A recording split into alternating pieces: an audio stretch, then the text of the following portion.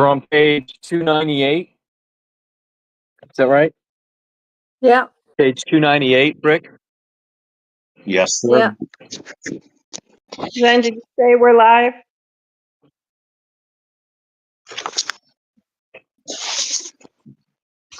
Hallelujah. Digital Readers Club. I'm your host, Sharon, and we are continuing reading Legends of the Jews, Volume 3, and we are at the waters of Meribah. And it's a blessed reading, and I'm grateful for Lisa with Hebrew Hawaiian having filled in last week. Appreciate it. And shalom to everybody, and someone is live. So I want to thank Sherry and Tammy, Brick, all the mods in our chat. Thank you for keeping it one of the best chats in YouTube land. So, all right, Zen, do you have anything you'd like to share? Any announcements?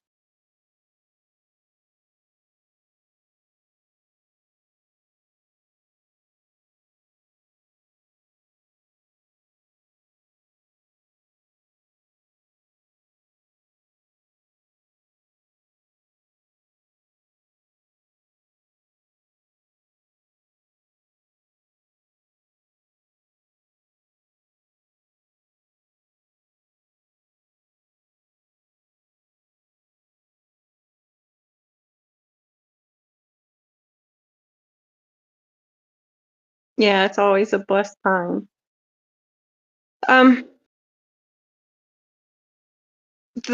Your son writing the children's books, do they have plans on writing any more? And can his children's book be found on Sacred Word Publishing?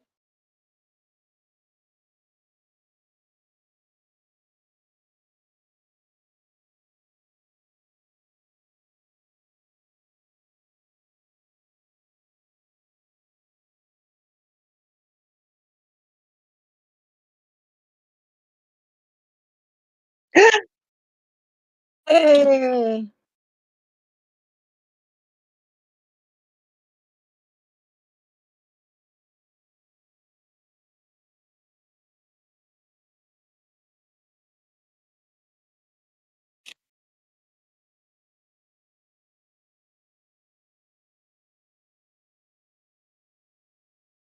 Yeah, I think they'll be a bit before they do that.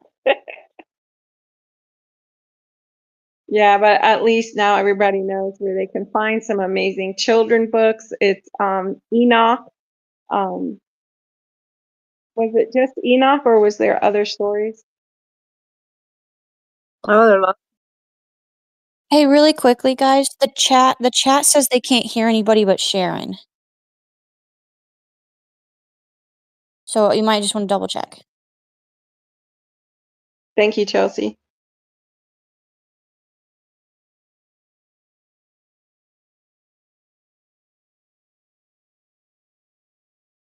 Okay, it'll be just a minute. Nobody can hear me? Mic check. Can you all hear Shay? Yes, Adrian. Yeah. Sherry says she can hear everyone just fine. Okay. Aladon, it's good to see you. It's been a bit since you've been in it live. Okay. Zen said they can hear everyone.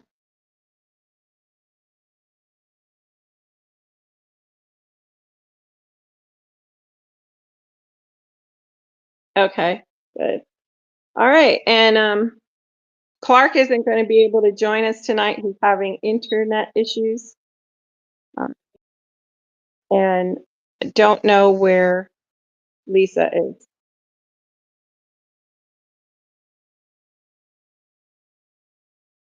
All right, so everybody, it looks like it's good. Okay, we'll go ahead and get started. So, Zen, can you do us the honor and pray us in, and then Britt can start the read?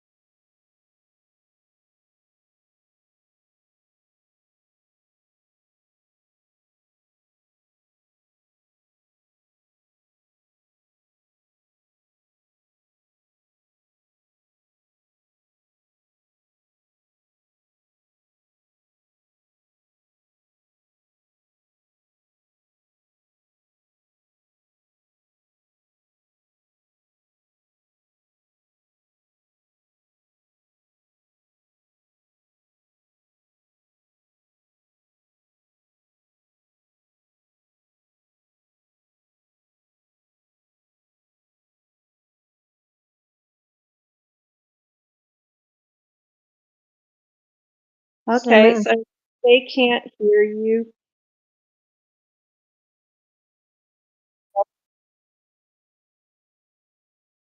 Okay. Amen to that. All right. Waters of Meribah. Korah's rebellion took place during Israel's sojourn in Kadesh Barnea. Once a short time before the spies had been sent out, they remained in this place during 19 years, and then for as long as a time, wandering incessantly from place to place through the desert. When at the last time discerned by God for their stay in the wilderness was over, and the generation that God had sent must die in the desert, and paid its Getting a penalty echo, for it. Brick. Me? Yeah, I don't know. It's Zen's mic. Is your mic open, Zen? Is that better? That's better. Okay, go. Okay. God said, must die in the desert. He paid his penalty for its sin. They returned again to Kadesh Barnea. They took delight in this place, eldered to them by the long years of habitation, and settled down in the expectation of a cheerful and agreeable time. But the prophetess Meribah now dies, and the loss of the woman who occupied a place as high as that of her brothers, Moshe and Aaron, at once became evident in a way that was perceived by the pious as well as by the godless. She was the only woman who died during the march through the desert, and this occurred for the following reasons. She was a leader of the people together with her brothers, and as these two were not permitted to lead the people into the promised land, she had to share their fate. The well, furthermore, that had provided Israel with water during the march through the desert had been a gift of God to the people as a reward for the good deeds.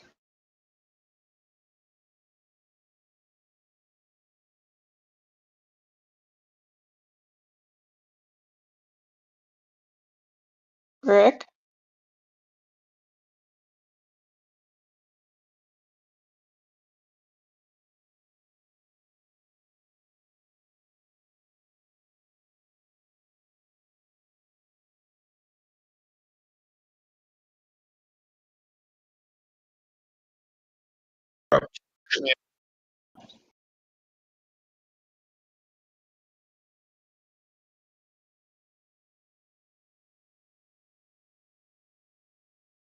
Oh, I passed.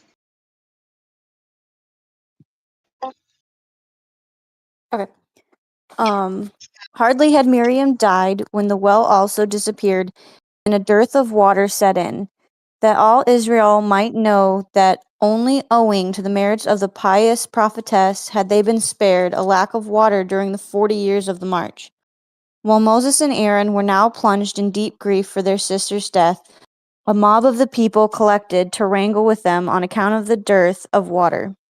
Moses, seeing the multitudes of people approaching from the distance, said to his brother Aaron, "What may all these multitudes desire?" The other replied, "Are not the children of Abraham, Isaac, and Jacob kind-hearted people, and the descendants of kind-hearted people? They come to express their sympathy." Moses, however, said, "Thou art not able to distinguish between a well-ordered procession and this motley multitude." Were these people assembled in an orderly procession, they would move under the leadership of the rules of thousands and the rulers of hundreds. But behold, they move in disorderly troops. How then can their intentions be to console with us? The two brothers were not long to remain in doubt concerning the purpose of the multitude, for they stepped up to them and began to pick a quarrel with Moses, saying, "It was a heavy blow for us when 14,700 of our men died of the plague. Harder still to bear was the death of those who were swallowed up by the earth and lost their lives in an unnatural way. The heaviest blow of all, however, was the death of those who were consumed at the offering of incense. Those terrible end is constantly recalled to us by the covering of the altar, fashioned out of the brazen plates that came of the censers used by those unfortunate ones. But we bore all these blows, and even wish we had all perished simultaneously with them, instead of becoming victims to the tortures of death by thirst." At first, they directed their reproaches against Moses alone, since Aaron, on account of his extraordinary love of peace and kind-heartedness, was the favorite of the people.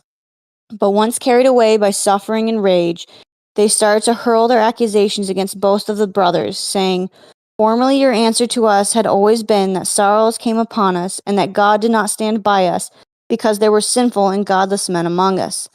Now that we are a congregation of the Lord, why have ye nevertheless led us to this poor place where there is not water, without which neither man nor beast can live?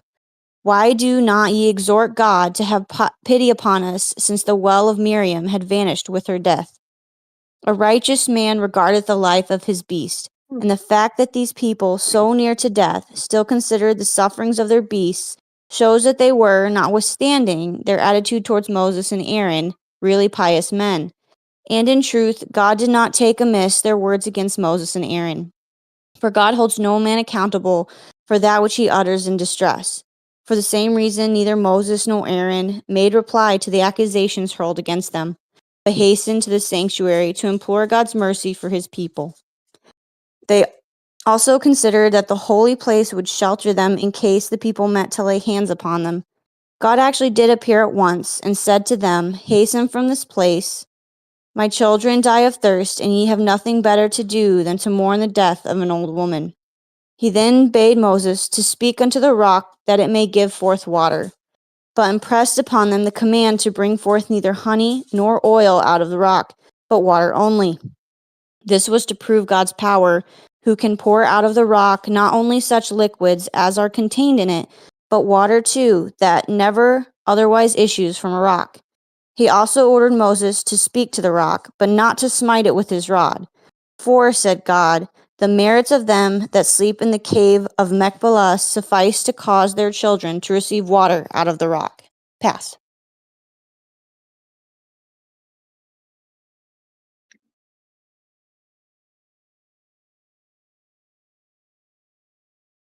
Yep. Yes.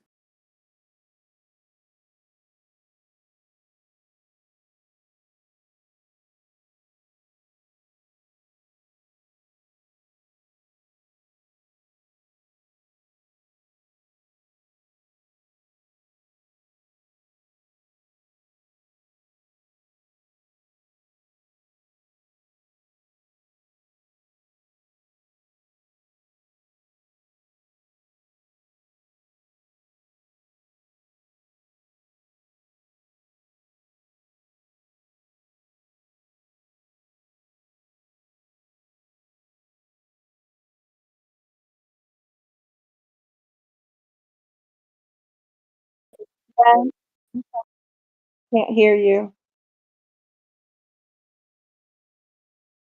Okay.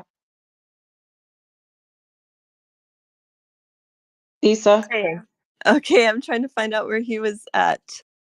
Let's see. You Okay. want to start where Chelsea ended, because they didn't hear anything. Okay. Throughout 40 years, Moshe had striven to refrain from harshly addressing the people, knowing that if but a single time he lost patience, God would cause him to die in the desert. On this occasion, however, he was mastered by his rage and shouted at Israel the words, "O ye madmen, ye stiff-necked ones that desire to teach their teacher, ye that shoot upon your leaders with your arrows, do you think that out of this rock that you have chosen, we shall be able to bring forth water? I vow that I shall let water flow out of that rock only that I have chosen. He addressed these harsh words not to a few among Israel, but to all the people, for God had brought the miracle to pass that the small space in front of the rock held all Israel. Carried away by anger, Moshe still further forgot himself, and instead of speaking to the rock as God had commanded him, he struck a rock chosen by himself. As Moshe had not acted according to God's command, the rock did not at once obey and sent forth only a few drops of water, so that the mockers cried, "Son of Amram, is this for the sucklings and for them that are weaned from the milk?" Moshe now waxed angrier still, and for a second time smote the rock, from which gushed streams so mighty that many of his enemies met their death in the currents. And at the same time, water poured out of all the stones and rocks of the desert. God hereupon said to Moshe, "You and Aaron believed me not. I forbade you to smite the rock, but you did smite it. You sanctified me not in the eyes of the children of Israel, because you did not fetch water out of any one of the rocks as the people wished. You trespassed against me when you said, 'Shall we bring forth water out of this rock?' And you acted contrary to my command, because you did not speak to the rock as I had bidden you. I vow, therefore, that you shall not bring this assembly into the land which I had given them, and not until the Messianic time shall you too lead Israel to the Holy Land." God furthermore said to Moshe, "You should have learned from the life of Ishmael to have greater faith in me. I bade the well to spring up for him, even though he was only a single human being, on account of the merits of his father, Abraham. How much more, then, hast thou a right to expect, you who could refer to the merits of the three patriarchs as well as to the people's own? For they accepted the Torah and obeyed many commandments. Yes, even from your own experience should you have drawn greater faith in my will to aid Israel. When in Rephidim you said to me, 'They be almost ready to stone me,' did I not reply to you, 'Why do you accuse my children?' God with your rod before the people, and you shall smite the rock, and there shall come water out of it. If I wrought for them miracles such as these, when they had not yet accepted the Torah, and did not yet have faith in me, should you not have known how much more I would do for them now?" Pass. God taketh the wise in their own craftiness.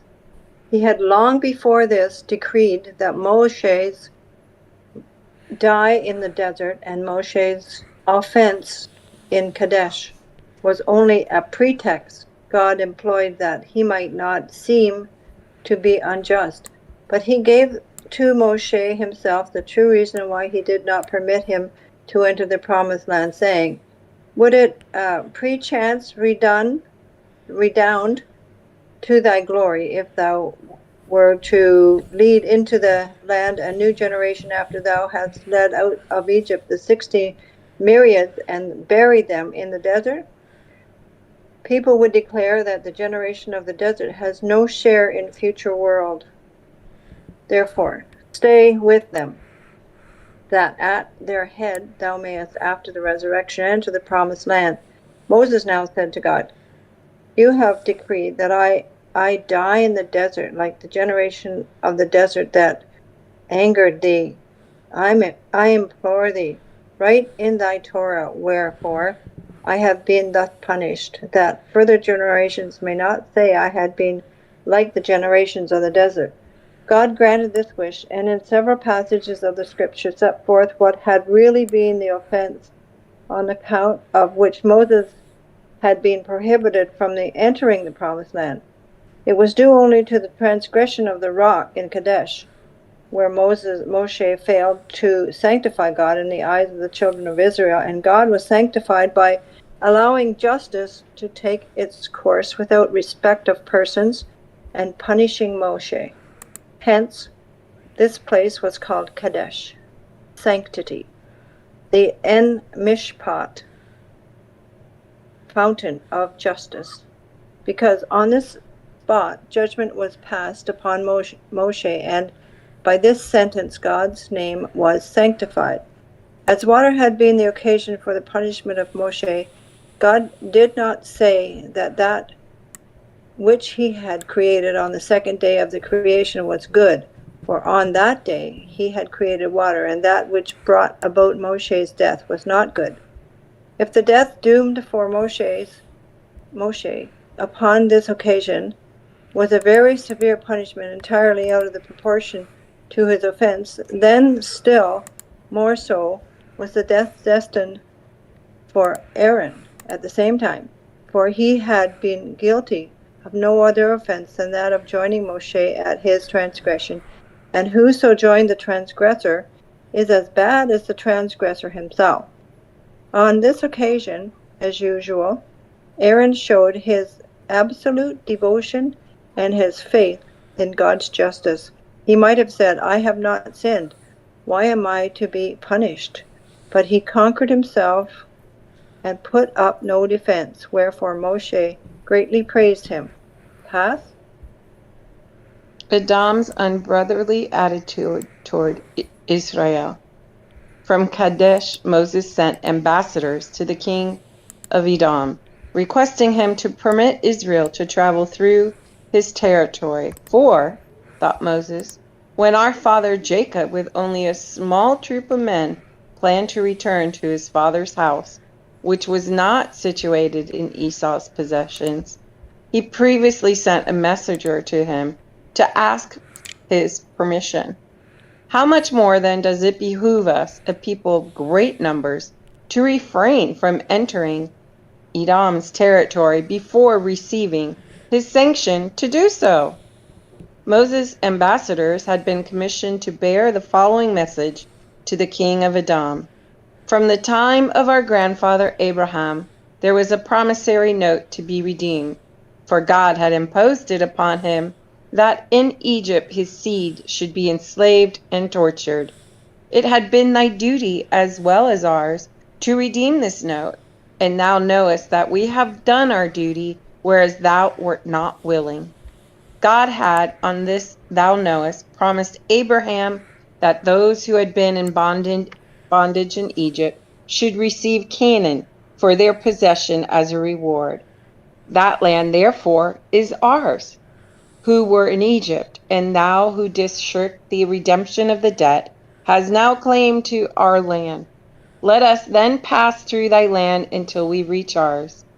Know also that the patriarchs in their grave sympathized with our sufferings in Egypt, and whenever we called out to God, he heard us, and sent us one of his ministering angels to lead us out of Egypt. Consider, then, that all thy weapons will avail thee naught if we implore God's aid. Who will then at once overthrow thee and thy host? For this is our inheritance, and the voice of Jacob never proves ineffective. That thou mayest not, however, plead that our passage through thy land will bring thee only annoyances and no gain. I promise thee that although we draw drink out of a well that accompanies us on our travels, and we are provided with food through the manna, we shall nevertheless buy water and food from thy people, that ye may profit by our passage. Pass. This was no idle promise, for Moshe had actually asked the people to be liberal with their money, that the Edomites might not take them to be poor slaves, but might be convinced that in spite of their stay in Egypt, Israel was a wealthy nation. Moshe also pledged himself to provide the cattle with muzzles during their passage through Edom, that they might not do damage to the land of the dwellers there. With these words, he ended his measure to the king of Edom. To the right and to the left of thy land may we pillage and slaughter. But in accord with God's words, we may not touch thy possession. But all these prayers and pleadings of Moshe were without avail, for Edom's answer was in the form of a threat. Ye depend upon your inheritance, upon the voice of Jacob, which God answers, and I too shall depend upon my inheritance, the hand and the sword of Esau. Israel now had to give up their attempt to reach their land through Edom's territory. not, however, through fear, but because God had prohibited them from bringing war upon the Edomites, even before they had heard from the embassy that Edom had refused them in the right of passage. The neighborhood of the godless brings disaster, as Israel was to experience, for they lost the pious Aaron on the boundary of Edom and buried him on Mount Hor. The cloud that used to precede Israel had indeed been accustomed to level all the mountains, that they might move upon level ways. But God retained 3 mountains in the desert,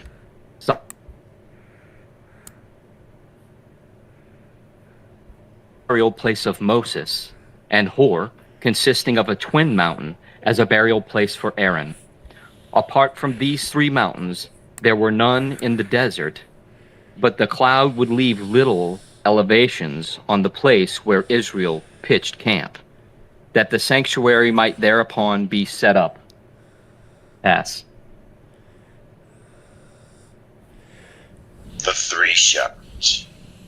Aaron died 4 months after the death of his sister Meribah, whereas Moshe died nearly a year after his sister. Her death took place on the first day of Nisan, and that of Moshe on the 7th day of Adar in the same year. Although the death of these 3 did not take place in the same month, God spoke of them, saying, I cut off the 3 shepherds in 1 month.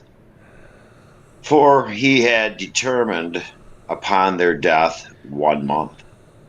It is God's way of classify people into related groups, and the death of these 3 pious ones was not determined upon together with that of the sinful generation of wanderers in the desert, but only after this generation had died was sealed the doom of the 3. Meribah died first, and the same fate was decreed for her brothers as a consequence for their death. Pass. Miriam's death plunged all into deep mourning. Moses and Aaron wept in their apartments, and the people wept in the streets. For 6 hours, Moses was ignorant of the disappearance of Miriam's well with Miriam's death, until the Israelites went to him, saying, How long wilt thou sit here and weep? He answered, Shall I not weep for my sister who had died?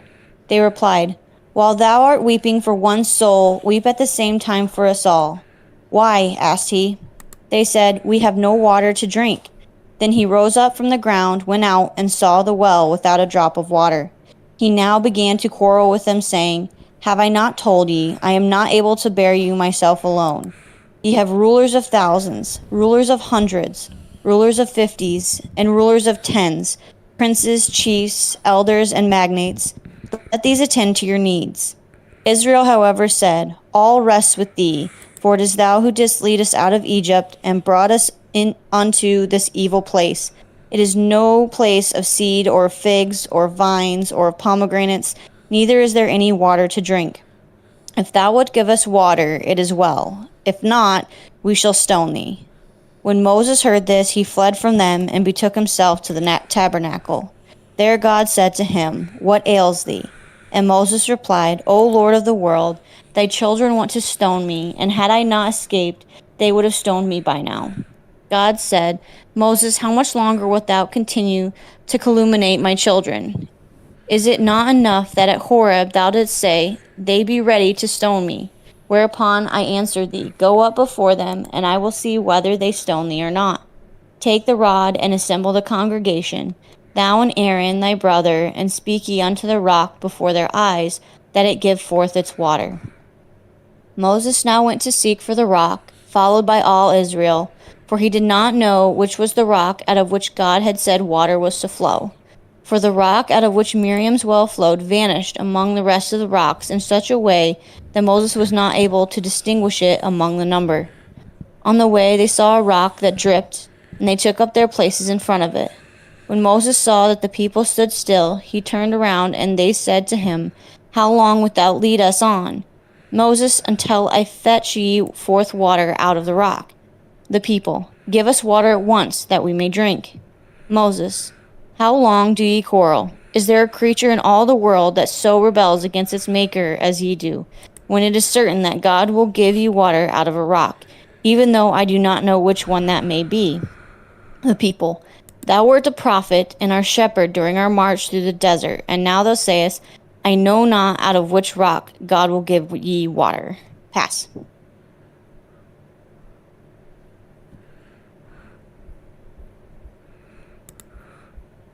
Zen, were you gonna read, brother? Skip me. I don't know where we are. I've been trying to fix the mic. So. Okay.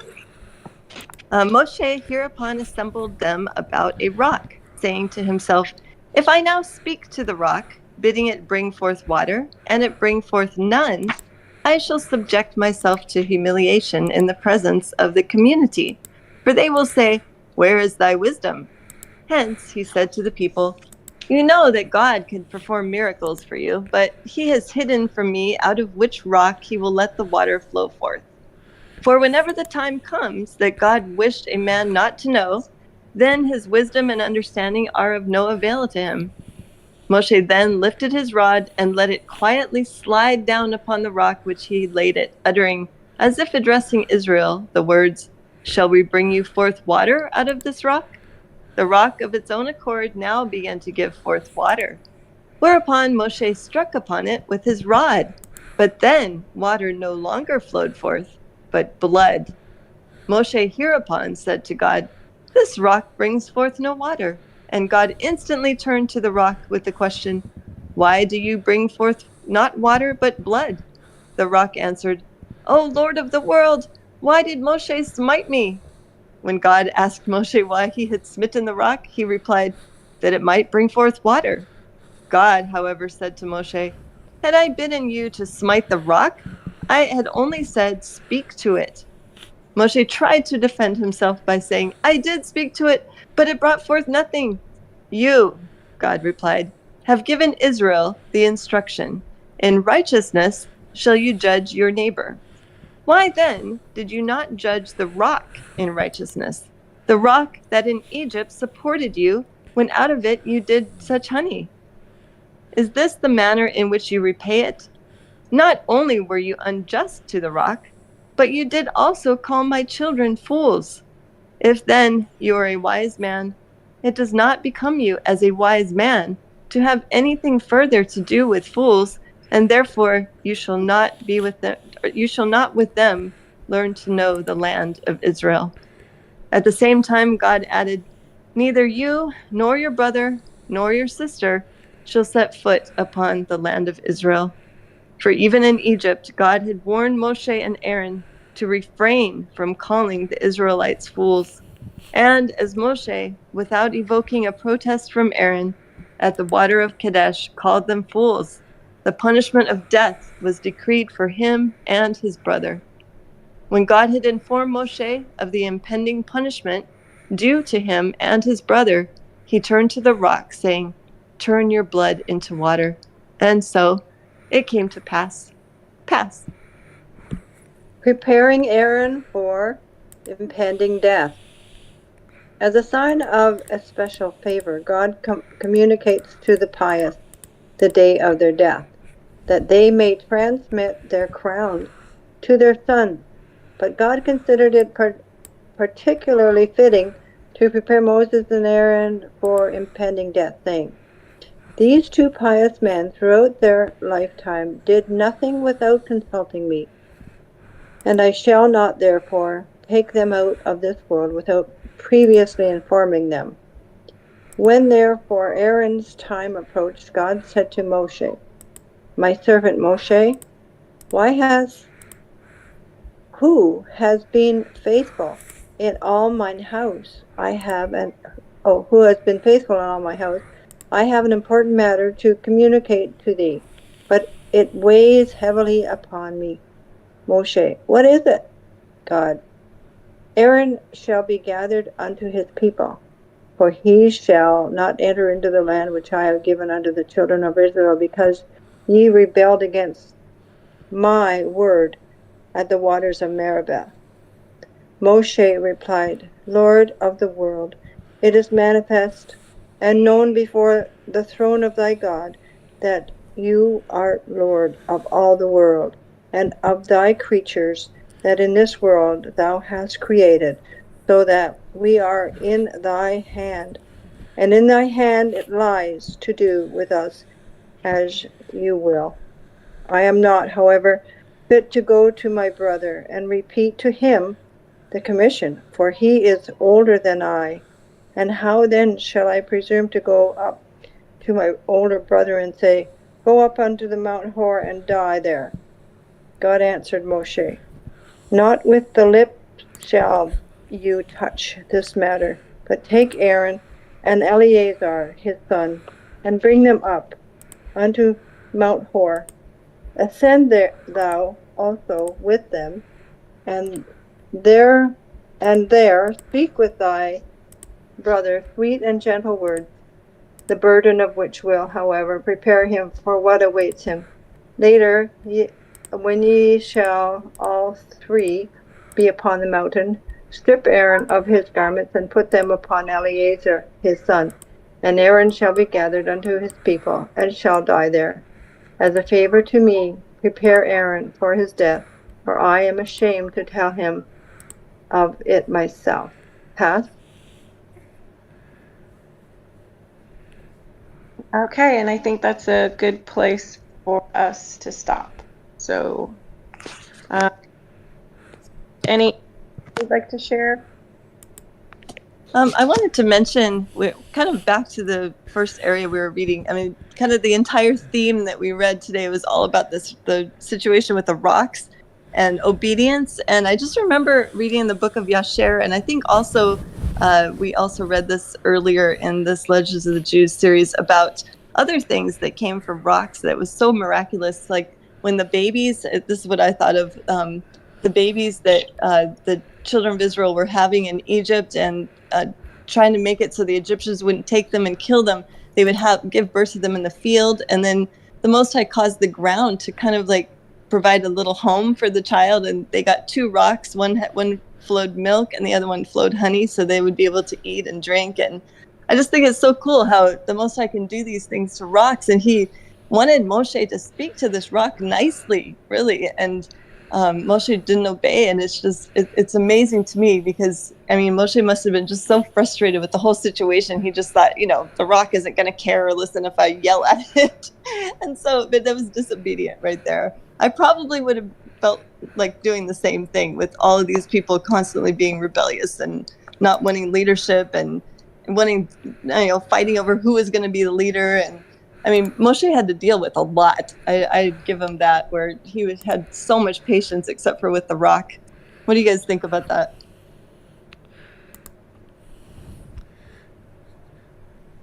I agree. I don't know if y'all can hear me. Go ahead. Yeah, we can hear you. Whether they can hear him on YouTube. Yeah, I'm going to stay quiet. Go ahead. Okay, so I just asked them, can you all hear Zen, please? Let us know. Okay, Zen, go ahead and speak so we can see. Aldion said they can hear you, Zen, on YouTube. Okay, good. I was just going to say that as far as, you would think that even with him striking the rock, that this would not be that much of a big deal to where it would require his death before entering the promised land. But actually, there are other manuscripts that speak about how this was all meant to be, because Moshe, at the end of days, when all the righteous are resurrected for what will be the Sabbath rest of the millennial reign, he will, according to the story in the prophecy, that he will at that time lead all the people back into the Holy Land to meet the Messiah, the Father, the Holy Spirit, and to dwell there for what will be the millennial rest. So, in the same way that Enoch and Elijah were preserved from death in order that they could die later at the end of days, and also to combat the Antichrist to come forth at that time as the two witnesses for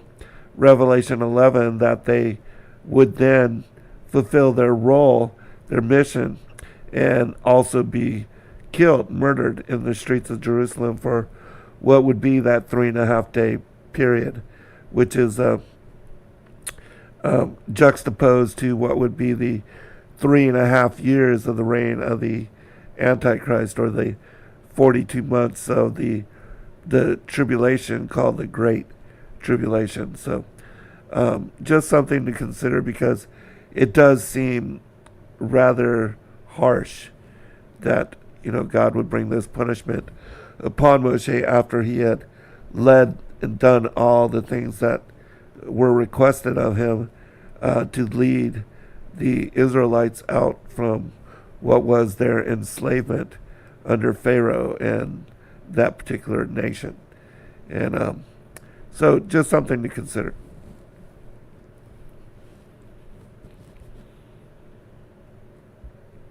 Thank you, Zen. Welcome. Oh, Lisa, do you want to let everybody know before we forget out in YouTube land about after? Oh, sure. Yes, it's our Sabbath weekend, and my apologies. I came late because I was enjoying my Sabbath, I guess. I totally forgot. But no, we have no Hebrew class following Digital Readers Club today. We'll resume next weekend, but it's the last Saturday of the month we have our Sabbath. So thanks, Sharon. You're welcome. Before we forget, I was like, it must be the Sabbath. Yep, that's right. But yeah, this is a really amazing and very enlightening read, because in the Bible we don't get much more except for Moshe was not allowed to go into Promised Land because of he disobeyed and struck the rock, but we don't get all of this drama that happened around it, so we could kind of understand why the judgment was harsh against Moshe and why Moshe was so frustrated to the point where he did disobey, because he had been obedient quite a bit. I mean, for the rest of the time, so close to the Most High, but just to have that punishment, that was, and especially for his siblings as well.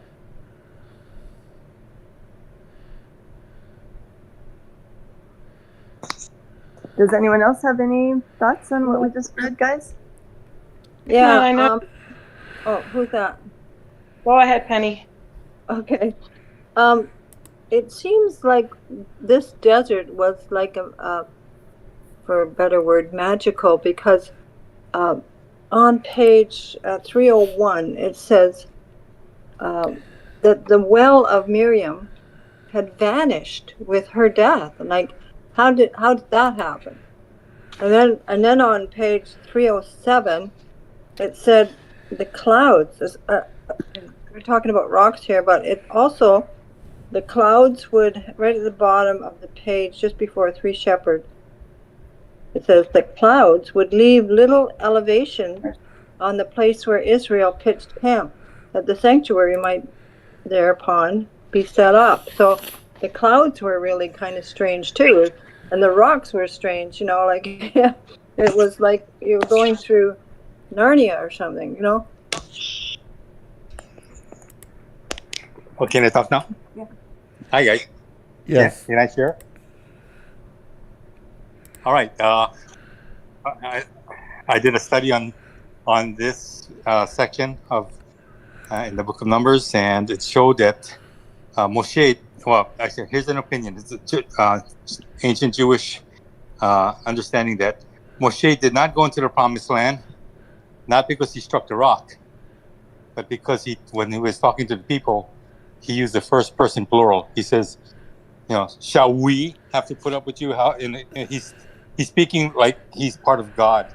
And that was the actual punishment for him not going into the Promised Land, him and Aaron, because he used the first person plural, we. And incorporating himself with God. And because Moses Moshe disobeyed God, on numerous occasions, and he was never given such a severe penalty. But when this is the first time he ever said, "Shall we have to put up with you and deal with your disloyalty and your murmuring and your arguments and complaints?" And so that's a possible alternative reason why he couldn't go in, which actually makes more sense to me. Just wanted to share that with you guys.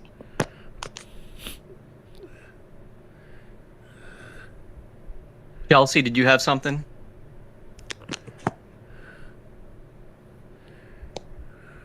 Oh no, I hadn't said anything. Okay.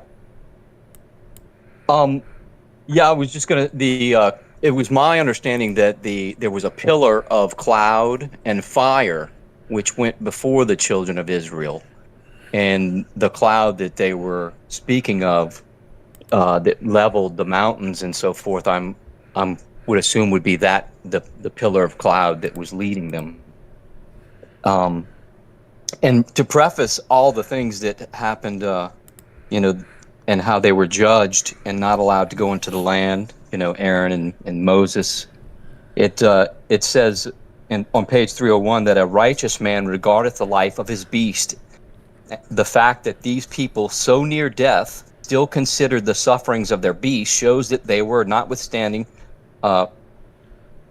their attitude towards Moses and Aaron, really pious men. And in truth, God did not take amiss their words against Moses and Aaron, for God holds no man accountable for that which he utters in distress. So I thought it was pretty interesting that in a time of death, where these men's lives were on the line, even though they had murmured against Moses and Aaron, they were still pious men. Their attitude toward their beast was proving God didn't hold them accountable for their sin because in stress, because their lives were on the line. So I thought it was very interesting that, I guess, if you're about to die and you utter a profane word, that might not necessarily be counted against you because your life was in distress.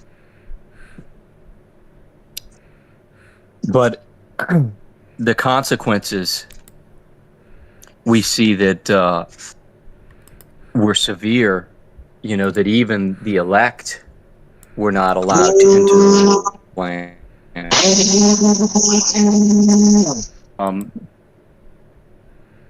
In 1 Corinthians verse 10, it says, "Moreover, brethren, I will not have ye ignorant of how under cloud and passed through the sea, and all were baptized unto Moses in the cloud and the sea, and all ate the same spiritual meat, and all drank the same spiritual drink. For they drank of that spiritual rock that followed them, and that rock was Christ."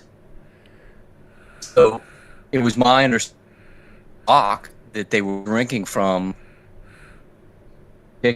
a shadow of the Messiah was to come, and that the Messiah only struck once, and God commanded him the first time to strike the rock, and the second time to speak to the rock.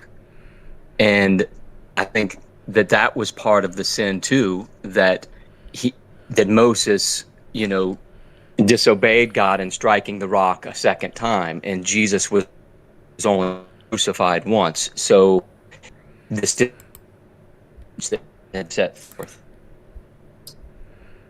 Amen. All right. Hey guys, it's me again.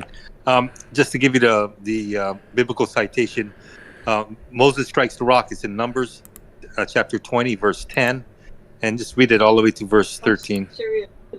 Thank you, Sherry. She put it on the chat. But that's the section where he says, "Then Moses and Aaron gathered the assembly before the rock, and he said to them," and this is the line, "Hear now, you rebels, shall we bring water for you out of this rock?" Here you see Moses is making himself equal with God. "And Moses lifted up his hand and struck the rock with his staff twice, and water came out abundantly. And the congregation drank and their livestock." Now here, listen to this part, verse 12.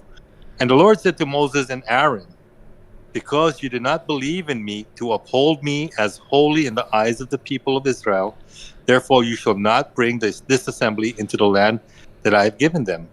These are the waters of Meribah, where the people of Israel quarreled with the Lord, and through them he showed himself holy. So this is the actual situation. It's not the striking a rock, but because Moshe grouped himself with God when he says, shall we bring water for you out of this rock? Moses does not have the power to do that. Only God does. So that was kind of not holding God as holy, and that's why he got chastised one verse later. All right, just want to share that. Thank you. Appreciate that. Welcome. Is there any more insights or anything anybody has to offer? I wanted to mention real quick, when we went to Israel, like about 10 years ago, it mentions the burial place of Aaron, consisting of a twin mountain, that same paragraph that Penny was referencing on page 307.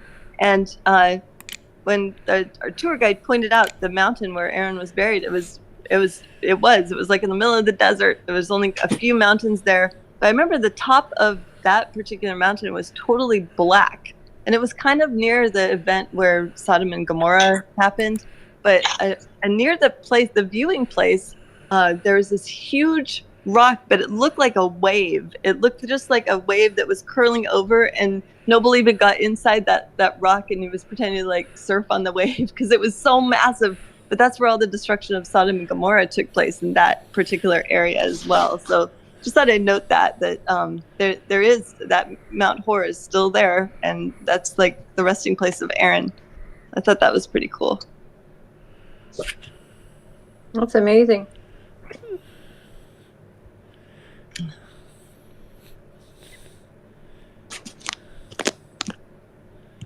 Anyone?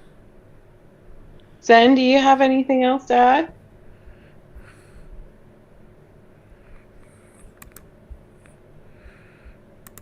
Nope. Okay.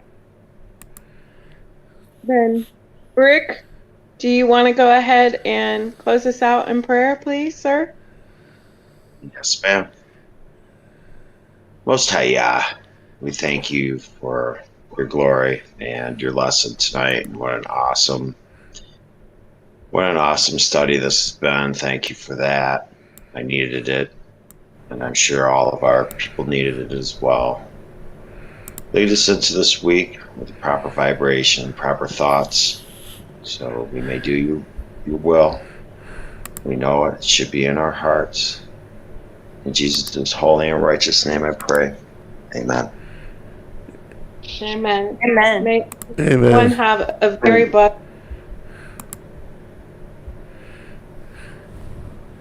Thank you, son. Thank you, everybody. Be blessed. Appreciate you, God. Thank Sorry you, about Zen. the technical Shalom, shalom. difficulties. Enjoy your Sabbath, Noble No, and no Lisa. worries. Thank you, Zen. We love you guys. Love y'all. Be blessed all. Good night. Shalom.